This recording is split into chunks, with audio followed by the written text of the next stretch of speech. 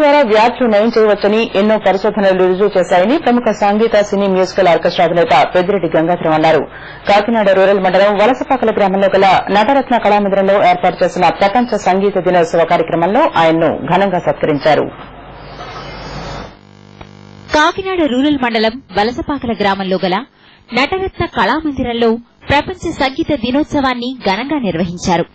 ఈ కార్యక్రమానికి నటరత్న కళామందిర్ అధ్యకులు తురగా సూర్యారావు అధ్యక్షత వహించగా గంగాధరం ఆర్కెస్ట్రా అధినేత పెద్దిరెడ్డి గంగాధరం మాస్టారు, Lions Club elect president Siddhartha Sriramamurthulu ముఖ్య అతిథులుగా పాల్గొన్నారు. తొలుత ఘంటసాల వెంకటేశ్వరరావు చిత్రపటానికి ముఖ్య అతిథులు పెద్దిరెడ్డి గంగాధరం, సిద్ధార్థమూర్తులు పుష్పాంజలి ఘటించి జ్యోతి ప్రజ్వలన చేసి కార్యక్రమాన్ని ప్రారంభించారు.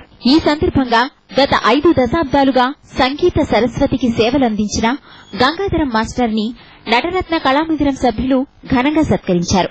అనంతరం ఆయనకు జరిగిన ఈ సత్కారానికి నటరత్న కళామందిర సభ్యులకు కృతజ్ఞతలు తెలిపారు.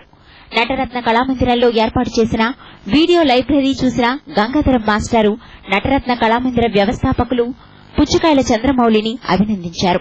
చాలా బాగా అర్థమైంది. ఎంతో ఆనందపడ్డాము. ఇక్కడున్న ఎన్టీ రామారావు గారి చిత్రపటాలన్నీ చూసి ఎప్పుడు చూడని రకరకాల చిత్రాలు అనిపించింది. ఆయన అభిరుచి ముందుగా ఆయన అభినందిస్తున్నాను.